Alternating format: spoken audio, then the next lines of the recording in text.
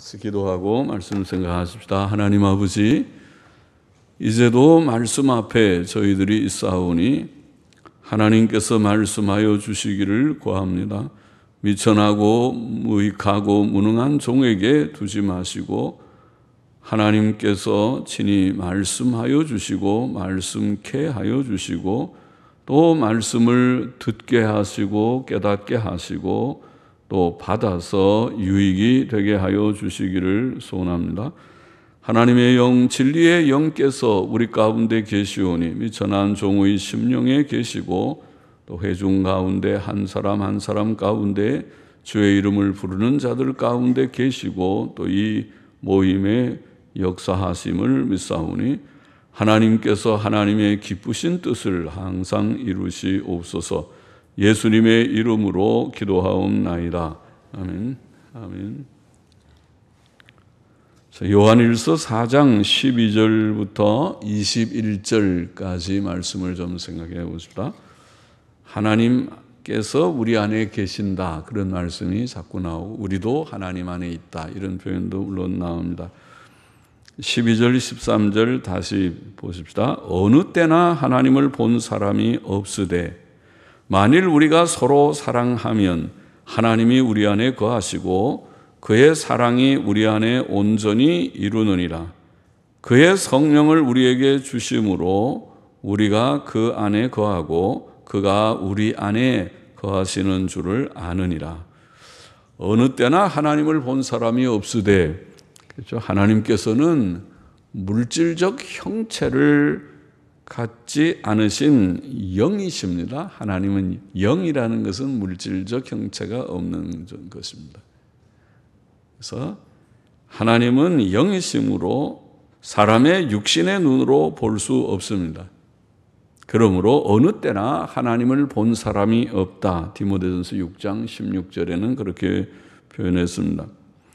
그러나 만일 우리가 서로 사랑하면, 오늘 본문에 서로 사랑하면 하나님께서 우리 안에 거하시며 그의 사랑이 우리 안에서 온전히 이루어질 것이다, 그렇게 표현했습니다. 하나님께서 우리 안에 거하시는 것을 말하고 그것을 우리가 느끼게 될 것이다. 하나님께서 우리 안에 거하시는 것은 놀라운 복입니다. 하나님께서 우리를 떠나시는 것은 큰 불행이요, 그가 우리 안에 거하시는 것은 큰 복입니다. 하나님께서 우리 안에 거하시고 우리가 그 안에 거하는 것은 우리로 그의 선한 성품과 그의 능력과 평안을 누리게 하며 하나님의 성품을 우리가 담게 되고 하나님의 능력도 하나님이 우리 가운데 계시니까 또 하나님의 평안이 하나님이 우리 가운데 계시니 평안을 누리게 되고 기도의 응답을 얻게 될 것입니다. 하나님하고 언제든지 하나님을 부르면 하나님께서 왜 그러냐 하고 대답해 주시겠죠. 하나님하고 우리가 부르고 목이 쉬도록 외쳐도 하나님이 어디 계신지 응답이 없는 그런 답답한 관계가 아니라 하나님과 속삭이는 관계가, 하나님 내가 네 안에 거한다, 너와 함께 하노라 고 응답하시는 하나님과 대화하고 기도 응답을 얻게 됩니다. 우리는 서로 사랑할 때, 하나님의 계명인 사랑을 실천할 때, 형제 사랑, 서로 사랑함을 실천할 때 이런 복된 하나님과의 연합을 체험한다는 것입니다. 하나님을 느끼고 하나님이 우리와 함께 하시는 것을 체험하기를 원하죠. 우리가 다 원할 것입니다. 원하는 자마다 하나님의 명령인 서로 사랑을 실천해야만 할 것이다. 오전에도 우리가 일치에 대한 말씀들, 사랑과 일치, 그런 말씀들을 좀 생각했는데 어려운 말씀이죠. 어려운 말씀이죠. 그러나 그것을 실천해야 하겠습니다. 하나님의 사랑이 우리 안에 온전히 이루느니라, 그렇게 표현했는데 이루어진다는 말씀은 하나님의 사랑이라는 뜻이 무엇인가?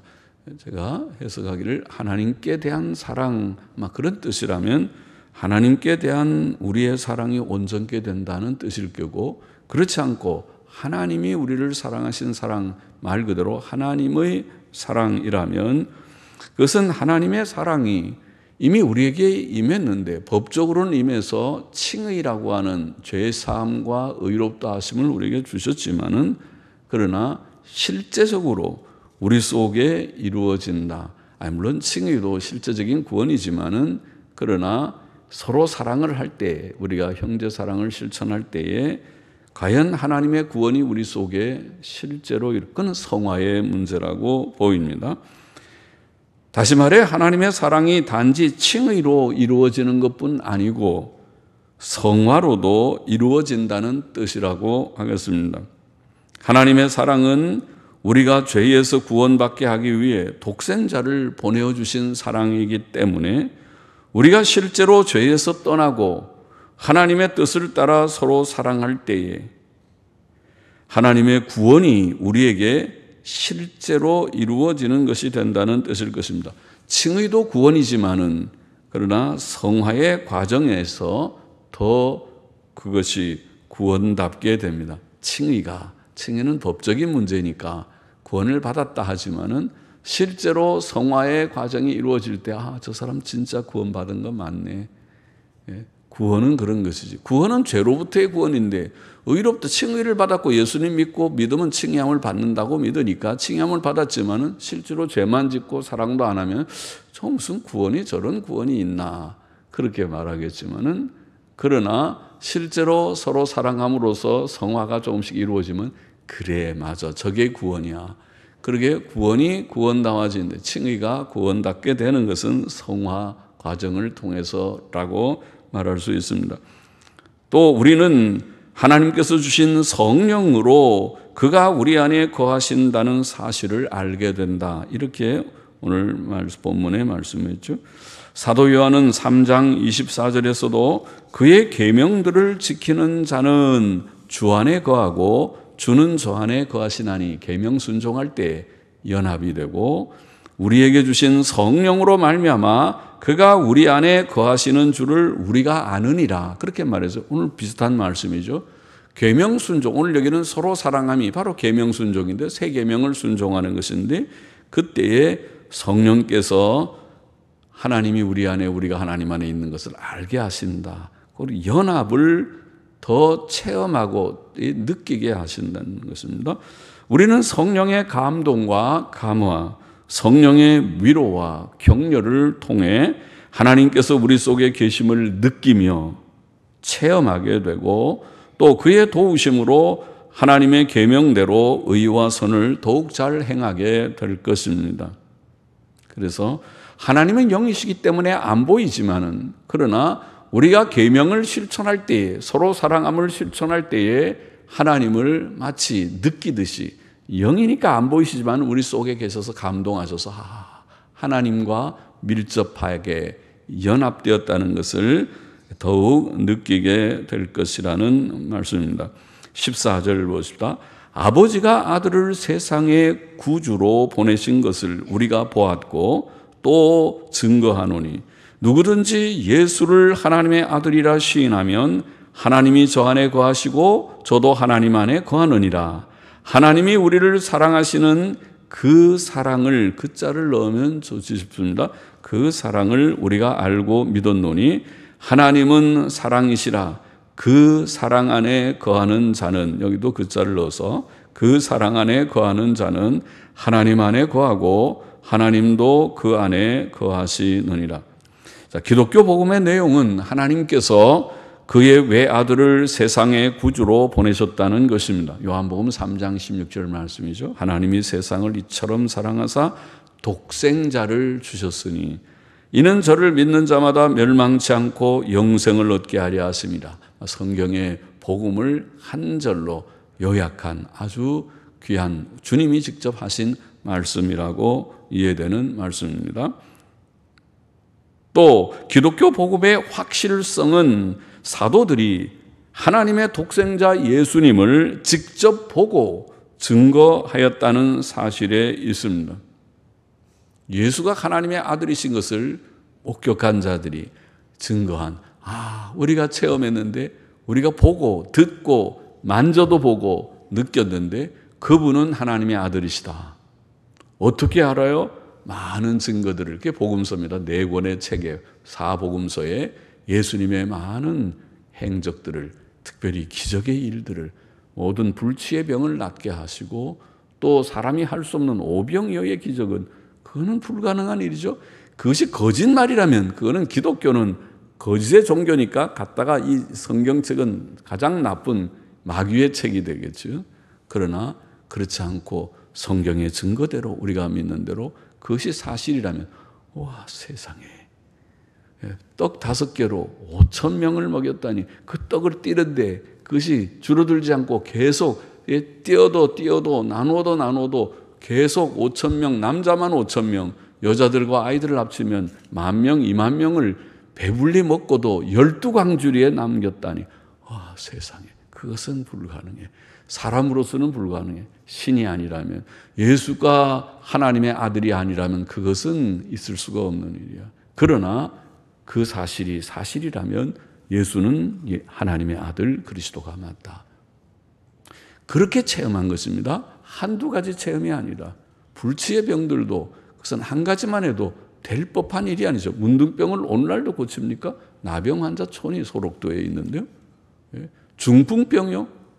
경희대 한방병원 가면 고치나요? 어림도 없는 얘기 하지 마세요. 한방병원 가도 고쳐지지 않는 병이죠.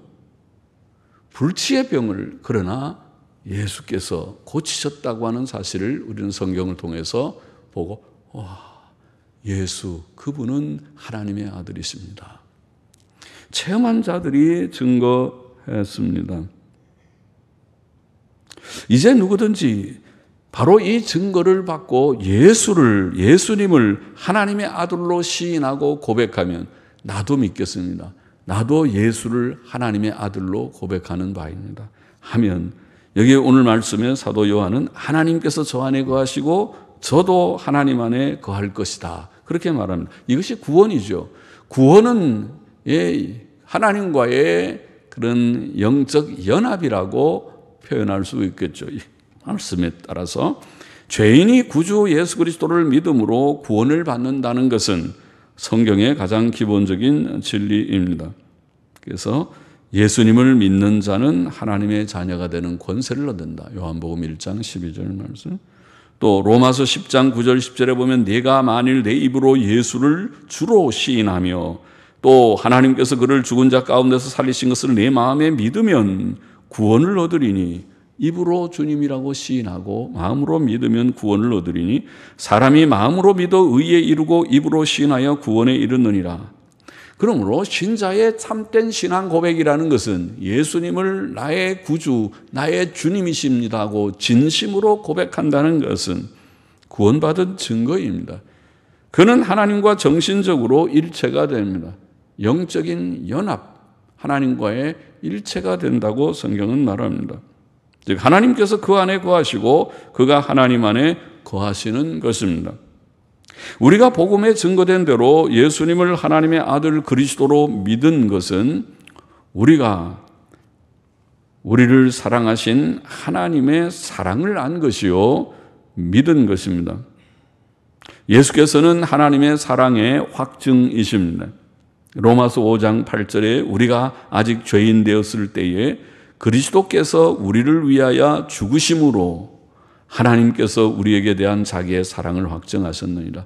그렇죠? 예수님의 십자가의 죽음은 곧 주님이 우리를 사랑하신 것도 있지만 하나님께서 우리를 얼마나 사랑하셨는가. 그 사랑, 하나님이 세상을 이처럼 사랑하사 독생자를 주신 그 사랑을 확증했습니다. 사도는 이 사실에 근거하여 다시 반복하기를 그 사랑 안에, 그 사랑은 바로 하나님의 그 사랑, 예수 그리스도의 십자가의 그 사랑 안에 거하는 자는 하나님 안에 거하고 하나님도 그 안에 거하신다고 말합니다. 그 사랑 안에 거한다는 말은 하나님을 사랑하고 서로 사랑하는 것을 가리킨다고 하겠습니다. 하나님의 사랑을 소유하고 실천하는 자가 그 사랑 안에 거하는 자입니다. 참 신앙은 하나님의 사랑을 소유하고 실천하는 것으로 나타납니다. 그러므로 서로 사랑함의 실천은 참 신앙의 증거일 뿐만 아니라 구원의 증거, 즉 하나님과의 연합의 증거가 되는 것입니다. 형제 사랑을 실천하는 것이 바로 이런 의미가 있고 중요한 중요성이 있다. 17절 이로써 그 사랑이, 여기도 그라고 붙입시다. 그 사랑이 우리에게 온전히 이룬 것은 우리로 심판날에 담대함을 가지게 하려 함이니 주의 어떠하심과 같이 우리도 세상에서 그러하니라. 이로써라는 말은 우리가 하나님의 사랑을 받고 하나님을 사랑하고 서로 사랑함으로써, 하나님의 사랑을 받아서 하나님 사랑 또 사람 사랑하게 될 때의 삶으로써 라는 뜻입니다. 하나님의 사랑이 우리에게 온전히 이루어졌다는 말은 앞에서도 말했지만 하나님께 대한 우리의 사랑이 온전케 되었다는 뜻이든지, 아니면 하나님의 구원이 법적인 구원인 칭의뿐 아니라 새 생활로 나타나는 성화를 통해 우리 가운데 온전히 이루어졌다는 뜻이라고 봅니다. 이 세상에서는 성화까지가 하나님의 뜻입니다. 영화는 미래에 이루어질 그런 일입니다. 이렇게 형제 사랑을 실천함으로 하나님의 사랑이 온전히 이루어질 때 우리는 담대함을 가지게 된다. 여기 담대함을 이룬 것은 우리로 심판날에 담대함을 가지게 하려 합니다. 이 담대함이 심판까지 간다. 심판대 앞에 설 것이다. 담대함을 가지게 된다. 그렇게 말합니다. 사랑은 율법의 완성이며 사랑 안에 담대함이 있습니다. 물론 믿으면 담대함을 가지지만은 믿어도 사랑하지 않고 매일 서로 미워하고 다투고 하면은 하나님 앞에 설 때에 그가 담대함이 없다는 거예요. 마음이 떨려요. 믿기는 믿지만은, 그러나 믿는 사람이 사랑을 실천하게 되면 그 심령이 강하고 담대한 의인의 심장과 같이 됩니다. 담대해지는 것입니다. 그 은혜죠. 우리가 그만큼 영적으로 자란 것이죠. 사랑 안에 담대함이 있다고 말합니다. 이 담대함은 또한 심판날에 가질 담대함이라고 말합니다. 우리는 서로 사랑할 때 심판날에 담대함을 가지게 된다. 왜 이런 담대함을 가지게 되는가? 그 이유는 주의 어떠하심과 같이 우리도 세상에서 그러하기 때문이라, 이렇게 표현했습니다. 즉 주께서 세상에서 고난 당하셨듯이 우리도 세상에서 고난을 당하며 그가 십자가에 죽으시기까지 우리를 사랑하셨듯이 우리도 죽기까지 형제를 사랑하면 그가 죽으신 지 3일 만에 부활하셨듯이 우리도 영광 가운데 부활할 것이기 때문이다. 어려운 말이지만은, 그러나 성경은 이것을 우리에게 교훈하고 있습니다. 실천하라고 교훈하고 있습니다. 주 예수 그리스도를 믿고 그 계명대로 서로 사랑하는 자들, 우리가 사랑해야만 하는 우리의 의무죠. 우리의 가정에서 또 교회에서 우리의 이웃들과의 관계에서 우리가 실천해야 될 서로 사랑하는 자들은 이 소망의 담대함, 미래의 영광의 확신을 가질 것입니다. 18절 보십시다. 사랑 안에 두려움이 없고 온전한 사랑이 두려움을 내어 쫓나니 두려움에는 형벌이 있음이라. 두려워하는 자는 사랑 안에서 온전히 이루지 못하였느니라. 사랑 안에 두려움이 없습니다. 어린아기는 엄마의 사랑을 느끼기 때문에 그 품 안에서 평안하게 안겨서 잠을 자고 있네요. 그 엄마가 아기를 갖다가 어디 저 다른 데다 버리고 가버리면 어떻게 하려고 저렇게 깊이 쿨쿨 잠을 자고 있어요. 아기는 엄마를 사랑합니다. 엄마, 엄마, 엄마. 제일 먼저 부르는 그 말, 엄마, 엄마, 엄마. 그 품 안에서 평안할 수 있습니다. 그러나 아기가 다른 이에게 가면 만일 자다가 깨봤는데 엄마가 아니고 이상한 사람이 자기를 안고 있으면 그때부터 우왕 울 것입니다. 왜? 두려워서 우는 것입니다. 엄마가 아니네. 엄마가 있어야 되는데. 그래서 애기들 그렇죠? 보통. 꼭 아주 어린 애기들은 쳐다보지 못하고 이렇게 아빠나 엄마를 손잡고 이렇게 가다가 다른 사람이 잠깐 손잡아주면은 모르고 같이 막 가다가 쳐다보고 아빠, 엄마가 아니면 그때부터 왕 울어버립니다. 아이고, 아빠인 줄 알고 손잡고 갔는데 아빠가 아니네, 다른 사람이네. 두려움이 생겨서 그런 것이죠. 두려움에는 고통이 있다. 여기 두려움에는 형벌이 있다. 형벌이라는 콜라시스라는 말은 고통이라는 뜻도 가지고 있는데 그 뜻이 더 본문에 적절해 보입니다. 옛날 영어 성경은 고통이라고 번역했습니다. 두려워하는 자는 하나님의 사랑 안에서 온전히 이루지 못하였다. 그렇게 말합니다. 하나님의 사랑을 온전히 받은 자는 예수님을 믿고 구원받아 그 사랑 안에 거하고 그 사랑을 소유하고 그 사랑을 실천하는 자이며 그때 그는 두려움과 고통이 없고 평안과 기쁨이 넘칠 것입니다. 그래서 우리가 실천해야 됩니다. 서로 사랑을 실천해 보십시오. 그러면 담대함과 평안과 기쁨이 넘칠 터이니 19절에 우리가 그를 사랑함은 그가 먼저 우리를 사랑하셨습니다. 경건은 하나님을 경외하며 사랑하는 것입니다. 그것은 성경에 계시된 사람의 가장 기본적인 의무이지요. 신명기 6장 5절 너는 마음을 다하고 성품을 다하고 힘을 다하여 내 하나님 여호와를 사랑하라. 아주 기본적인 의무죠. 우리가 하나님을 경외하고 사랑하는 것은 모든 신앙의 제일 기본적인 그런 일입니다. 우리는 마음을 다하고 성품을 다하고 힘을 다하여 하나님을 사랑해야 합니다. 그러나 우리가 하나님을 사랑하게 된 이유는 실상 하나님께서 먼저 우리를 사랑하셨기 때문입니다. 하나님께서 자기 독생자를 희생하시면서까지 우리를 사랑하셨다는 것을 알았기 때문에 우리는 하나님을 사랑하게 된 것입니다. 하나님의 사랑을 정말 깨달은 자마다 하나님을 가장 사랑할 것입니다. 20절 보십시다. 누구든지 하나님을 사랑하노라 하고 그 형제를 미워하면 이는 거짓말하는 자니 보는 바 그 형제를 사랑치 아니하는 자가 보지 못하는 바 하나님을 사랑할 수가 없느니라. 하나님을 사랑하는 것은 그 사랑으로 구원받은 자에게 기본적인 일입니다. 그러나 우리는 우리 자신이 하나님을 사랑하고 있다고 생각하면서도 우리의 형제들을 사랑하지 않고 미워하는 일이 있습니다. 사도 요한은 우리가 하나님을 사랑한다고 말하면서 그 형제들, 곧 예수님 믿고 구원받은 자들을 사랑하지 않고 미워하는 자는 거짓말하는 자라고 말합니다. 왜 그런가? 그것은 보는 형제를 사랑치 아니하는 자가 보지 못하는 하나님을 사랑할 수 없기 때문이라고 말합니다. 21절 보십시오. 우리가 이 계명을 주께 받았나니 하나님을 사랑하는 자는 또한 그 형제를 사랑할지니라. 이 계명은 서로 사랑하라는 새 계명, 주께서 주신 새 계명을 가리킵니다. 그러므로 우리가 하나님과 주 예수 그리스도를 사랑한다면 우리는 그를 믿는 형제들을 사랑해야만 합니다. 주를 사랑한다면 주의 계명 지키겠죠. 주께서 명령하는데 그 명령 안 지키면서 난 주님을 사랑해요. 입에 바른 말이네요. 입으로만 하는 사랑이네요. 주님 사랑하면 주의 명령도 지켜야 되는 거 아니에요? 그러겠죠? 요한복음 14장 21절에 보면 주께서는 나의 계명을 가지고 지키는 자라야 나를 사랑하는 자니라. 그렇죠?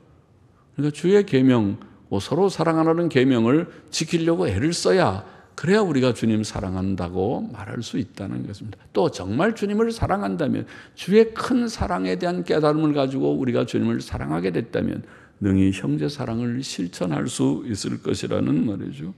우리는 서로 사랑할 때 하나님과 주 예수 그리스도를 사랑하는 자가 될 것입니다. 본문의 교훈을 정리해 보십시다. 첫째로 우리는 하나님과의 영적 연합을 나타내어야 된다. 오늘 하나님 안에 거하고 하나님이 우리 안에 거하시고 우리가 하나님 안에 거하고 하나님과의 영적 연합, 정신적 연합을 나타내어야 한다.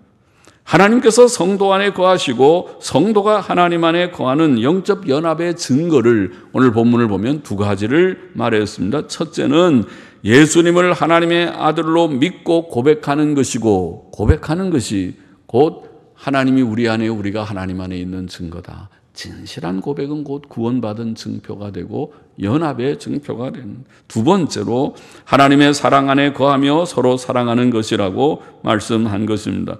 우리에게 바른 신앙 고백이 있고 서로 사랑함이 있을 때 우리는 하나님께서 우리 안에 거하시고 우리가 하나님 안에 거함을 알게 되고 또 그 사실을 성령을 통해서 우리 안에 계시는 성령의 감동과 감화, 성령의 위로와 격려를 시시때때로 느끼면서 성령님이 도우셨다. 내가 힘이 빠져서 낭망하게 할 때 힘내, 힘내. 내 속에 힘을 북돋아주시는 위로의 주님이시다. 또 내가 힘이 없을 때 내게 힘을 주시고, 그래서 성령님께 도우심으로 내가 다시 힘을 얻게 되었다. 그렇게 깨닫는 성도의 신앙의 과정이 그렇습니다. 엎치락뒤치락 한 것 같지만은 나의 인간 나는 참 약하지만은 내 속에 계신 성령님이 강하셔서 나의 위로자, 격려자가 되시고 힘을 북돋아주는 자가 되신다. 체험하게 된다. 그러므로 본문은 우리에게 실제적으로 두 가지 질문을 던지는 것입니다. 첫째로 우리는 예수님을 참으로 하나님의 아들 그리스도로 믿고 고백하였는가? 참된 신앙 고백이 있는가? 그 참된 신앙 고백은 구원의 표가 될 것이기 때문에 질문하고, 둘째로 우리는 진심으로 서로 사랑하고 있는가? 또 계속 사랑하려고 하고 있는가? 우리는 예수님을 하나님의 아들, 나의 구주와 주님으로 믿어야 하고 또 그의 명령대로 거룩한 사랑으로 서로 사랑해야 합니다. 미움은 구원을 얻지 못한 표입니다. 사랑은 그러나 구원을 받은 표입니다. 그러므로 우리는 예수 그리스도께 대한 바른 신앙 고백과 서로 사랑함을 실천해야 됩니다. 그래야 하나님과 우리가 영적으로 연합되었다는 표가 된다. 하나님과 우리가 영적으로 연합되었다는 표를 나타내라. 그것이 첫 번째 교훈이고, 둘째로 우리는 주의 계명대로 형제를 사랑할 때에, 오늘 본문에서 우리가 읽은 바와 같이 사랑할 때에 담대함을 얻고 모든 두려움을 버리게 된다. 귀한 교훈이죠. 귀한 말씀이죠. 우리가 하나님의 계명에 순종하여 형제 사랑을 실천할 때에 하나님의 사랑이 우리에게 온전히 이루어진다, 이런 표현을 했어요. 우리가 하나님을 사랑하는 것이 온전해지든지 아니면 하나님의 구원적 사랑이 우리에게 실제로 칭의뿐 아니라 성화의 과정에서 여실히 증거된다. 여실히 증거된다. 형제 사랑의 실천이 바로 성화니까 증거됩니다. 그때 우리는 마음의 거리낌이 없어지고 하나님 앞에 담대함을 얻게 되고 또 하나님 앞에서나 사람들 앞에서 우리가 갖게 되는 모든 두려움도 사라지게 될 것입니다. 믿음과 순종은, 지금 순종이죠. 형제 사랑의 실천은, 순종은 우리의 마음에 큰 평안과 담대함을 주는 것입니다. 예수님을 믿습니까? 다 믿는다고 말해요. 그러나 실제로 실천하지 않으면, 형제 사랑을 실천하지 않고 성결한 삶을 실천하지 않으면 담대함이 있을까요? 없어요.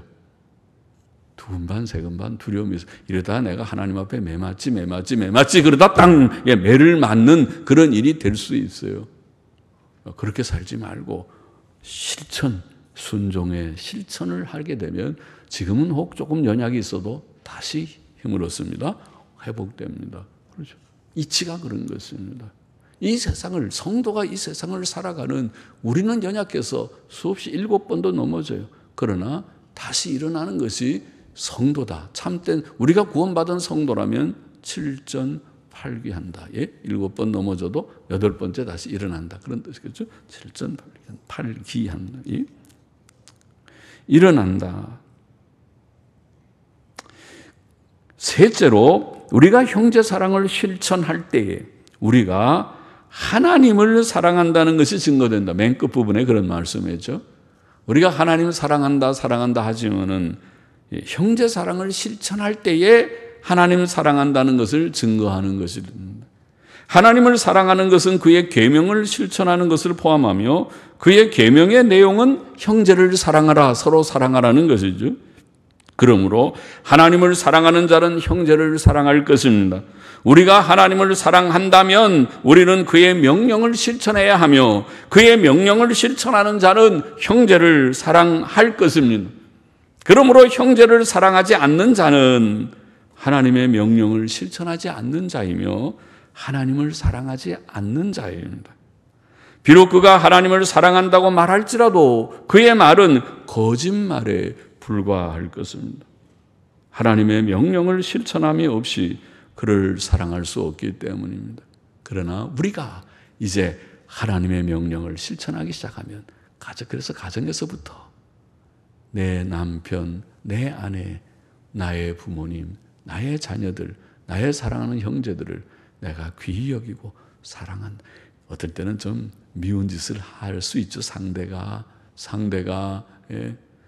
나에게 그렇게 예쁘지 않게, 나에게 좀 속상한 일을 할 수가 있죠. 그래도 여기에 말씀은 내가 품고 가는 마음으로 사랑해야 된다. 어떤 때는 내가 다 너무 바빠서 상대를 못 해줄 수도 있지만 내 마음만은 여유로워야 된다. 내 마음은 그에 대해서 마음을 너무 닫지 말고 다 모든 사람을 원수까지라도 품고 간다. 손양호 목사님 얘기를 아시죠? 사랑의 원자탄이니 하는 부르는 손양호 목사님은 자기 아들을 죽인 공산주의자들을 그가 품은 그런 이야기가 아닙니까? 그렇죠. 우리는 공산주의를 싫어합니다. 또 그런 의미에서 공산주의나 사회주의가 사실은 똑같은 것입니다. 공산주의는 사회주의를 혁명적으로 완성하자는 것이 공산주의입니다.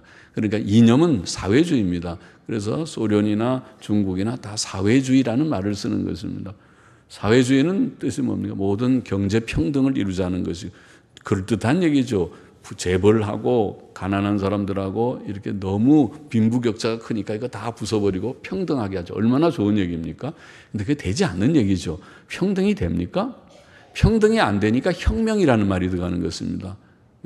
그래서 소련이 공산주의를 할 때는 혁명을 한 것입니다. 무수히 많은 피를 흘렸습니다. 그래서 공산주의를 우리는 싫어하는 것은 공산주의는 이념이 싫어서 싫은 것이 아니라 경제평등하자 그런 말은 우리나라는 고상하게 경제민주화 그러는데 민주화가 뭐냐 애매모호하지만 가만히 보면 그 경제평등하자고 하는 그 얘기같이 자꾸 들려요. 그럼 그건 일종의 사회주의인데 사회주의 하자 그렇게 말하면은 그게 안 되니까 누가 부자들이 내놓습니까? 또 부자가 부자 되는 것이 무슨 놀면서 부자 된 사람이 어디 있어요? 자기네들은 남의 잘 때 자지 않고 공부 잘하는 사람이 그냥 공부 잘해서 인류학교 들어갑니까? 아니잖아요. 다른 아이들은 다 놀 때 자기는 놀지 않고 머리 싸매고 열심히 공부하니까 올라가는 사람들이 많아요. 옛날에는 그랬어요. 요즘에도 뭐 그럴 테지만은 그래서 저는 사실은 이제 무슨 요새 정시 입학 요새 수시 정시 그런 얘기하는데 나는 솔직히 이제 개인의 견해지만 수시를 다 없애버렸으면 좋겠어요. 수시 지금 이번에도 모두 문제되는 것이 수시 문제 때문에 그런 거잖아요. 정식으로 시험 쳐서 딱딱 들어가. 그러면 이런 문제가 안 생기는데 수시로 이상하게들 다 들어가니까 지금 이거는 모든 사람을 평등하게 하자면서 우리가 입학 제도를 많이 바꿨는데 그랬는데 평등이 아니라 오히려 모든 권력을 가진 사람, 힘이 있는 사람들은 이상한 방식으로 자꾸 다 입학하는 그런 게 돼버렸잖아요. 옛날에는 제가 어릴 때 지금 우리 여기도 연세 든 사람들도 비슷하겠지만 제가 어릴 때는요 가난한 사람도 서울대학교 다 들어갔어요. 왜냐하면 시험을 치니까 시험 치는 거니까 영수국, 영어, 수학, 국어 중심으로 해서 열심히 공부하면 암만 집이 가난해도 서울대학교 들어가는 거예요. 재수, 삼수를 하고도 들어가는 거예요. 일단 들어가면 그때부터 집안이 펴요. 그러니까 가난한 사람도 갈 수 있는데 그렇게 하면 입시 경쟁이 있다고 다 뭐 산불 정책이냐 하면서 다 철폐를 하고 나니까 이게 그것이 과연 좋은 것인가? 내가 내 개인의 견해라고 그랬습니다. 좋아 보이질 않고 그것이 하나도 더 개선되는 것이 없다. 오히려 가난한 사람이 들어갈 기회가 차단되는 거 아니냐. 지금 다 그냥 공정하게 정시로 다 수능 시험 치고 자기 실력과 기량을 발휘해서 기량과 내신과 자기 시험 정적과 다 합쳐갖고 정식으로 다 들어가게 하면 열심히 노력하는 사람들은 들어가요. 노력 안 하는 사람은 할 수 없는 거죠. 그거는요. 그러니까 그렇게 엉뚱한 얘기를 했지만은 그렇게 우리가 하면은 좋겠다 싶은데 그러니까 우리가 사회주의 이념은 그럴듯하지만은 그 불가능한 이념이에요. 그거는 되지가 않고 안 되는 것을 되게 하려면 강제적으로 자꾸 너무 강압적으로 하다 보니까 모든 게 문제가 생기는 거란 말이죠. 그러나 우리가 그런 이념을 가진 사람을 다 쫓아낼 수 있습니까? 쫓아내면 아마 우리나라가 절반쯤은 갈라져요. 이렇게 제가 언제 얘기했지만은, 예. 우파공화국, 아예 우리 자유민주주의 공화국 하나 만들고, 아니면 아예 사회주의 공화국을 하나 만들든지, 아니면은 좋아하는 사람들은 다 이북으로 보내서, 이북에서 그냥 그 사회주의 어차피 그 이북은 하고 있으니까 그 중심으로 하든지, 예. 그렇게 되면 몰라도 되지가 않아요. 그러니까 어차피 안 될 바에는 그거를 너무 분열시키지 말고 품고 가야 되는데, 그러나 우리나라는 자유민주주의 정치 체제가, 헌법 자체가 그렇게 시작됐으니까 그거를 흔들려고 하는 건 좋지 않다는 거예요. 또 그 체제 자체로 말하면은 자유민주주의 체제가 옳아요. 그것이 성경적이고 그것이 바람직한 거예요. 아까 말한 대로 사회주의는 되지 않는 거예요. 안 되니까 혁명이라는 말을 하는 거예요. 혁명적으로 그걸 일단 몰아붙여서라도 어떻게 하든지 평등화시켜야 된다고 밀고 나가는 거예요. 그거는 옳지 않다. 기독교인은 그것을 우리는 결사 반대할 것이다. 그것은 기독교인들이 동의할 수 없는 사상 이념이다. 그리스도인들은 모든 자유라는 기본 틀에서, 인권 존중, 자유라는 기본 틀에서 모든 것을 봐야 되는 거예요. 그러니까 거기에는 자유가 없이 무조건 경제평등이라는 그럴듯한 것 가지고 모든 정책을 해나가는 것은 그건 옳지 않다. 그렇게 하면 안 된다. 실제로도 안 돼요. 경제를 그런 식으로 하면 다 망가져요, 경제가. 그러니까 경제 문제를 우리가 논할 것은 아니지만 다 망가지고 난 다음에 누가 책임질 것입니까, 도대체? 앞으로 10년, 20년 우리 경제가 다 망가지면 그 다음에 이 정권이 책임집니까? 아니면 또 누가 책임집니까? 국민이 책임집니까? 책임질 사람 아무도 없어요. 무책임한 일 하지 말라는 것입니다. 자기 집안 살림을 알뜰살뜰하게 살아야 되는 것입니다. 개인은. 국가도 마찬가지입니다. 세금 가지고 함부로 펑펑 쓰는 거 아닙니다. 누가 그렇게 쓰라고 권한을 줬나요? 권한 준 사람 없어요. 잘 아껴 썼어야 됩니다. 원리가 그런 것입니다. 이 나라가 바로 가야 되지만은, 그러나 우리가 이 틀 안에서 서로 어떻게 하든지 품고 갈 수 있도록 노력을 해야 될 것입니다. 노력하지 않고 서로 갈등을 자꾸 부추기는 그런 방법으로 나아가면 어떻게 할 것입니까? 이 나라가 둘로 쪼개질 것입니까? 이렇게 가면 좋아하는 것은 이북밖에 없을 것입니다. 예. 나라가 바른 체제 위에서 건실하게 잘 세워지지 않는다면 보통 걱정이 아닙니다. 그러나 여하튼 우리는 형제 사랑을 실천해야 된다. 형제 사랑을 실천할 때 우리가 하나님을 사랑한다는 증거가 된다. 오늘 여기에 세 가지 얘기했습니다. 하나님께서 우리 안에 계시고 우리가 하나님 안에 있다는 것을 나타내어야 할 것이다. 무엇으로 나타내냐? 바른 신앙 고백과 형제 사랑을 통해서 나타내어야 할 것이다. 둘째로 우리가 형제를 사랑할 때에 담대함을 얻고 두려움을 버리게 될 것이다. 셋째로 형제를 사랑하는 것을 실천할 때에 하나님을 사랑한다는 증거가 될 것이다. 그렇게 교훈했습니다. 이 말씀이 우리 밖에 있지 않고 우리의 삶 가운데 실천되어서 형제를 사랑하는 저와 우리 모두가 될 수 있기를 소망합니다. 기도하십시다. 하나님, 우리는 너무 부족해서 이론적으로는 알고 또 지식적으로 알지만은 그것이 우리의 인격과 삶이 되기에는 너무 거리가 멀어서 형제 사랑을 우리가 말로는 하지만은 얼마나 실천했는지 우리가 너무 부끄러운 것밖에 없습니다. 그러나 하나님, 오늘도 이 교훈을 다시 기억하며 새기게 하셨사오니 우리 모두들의 마음속에 새겨서 정말 우리의 가정에서부터 우리 교회에서부터 정말 우리가 인내하며 서로 품고 사랑하며 갈 수 있고 분열하지 않고 주님이여 정말 갈등하지 않는 그런 아름다운 교회, 아름다운 가정을 이루게 하여 주시고 지금 심히 갈등 가운데 있는 이 우리나라를 불쌍히 여겨 주셔서 이 나라가 헌법적 가치 위에서 대한민국 자유민주주의와 시장경제의 틀 위에서 정말 바르게 주님 서로 화합하면서 나아갈 수 있는 나라가 되게 하시고 대통령과 위정자들이 주님 이 나라를 바르게 잘 지도할 수 있게 하여 주시고 주님 이 나라가 이런 갈등 속에서 분열 속에 주님 멸망하는 곳으로 나아가지 않게 하여 주시고 하나님의 긍휼과 자비 가운데 안정을 얻고 바른 길로 갈 수 있도록 하나님께서 긍휼로 지도하여 주시기를 소원하며 예수님의 이름으로 기도하옵나이다. 아멘.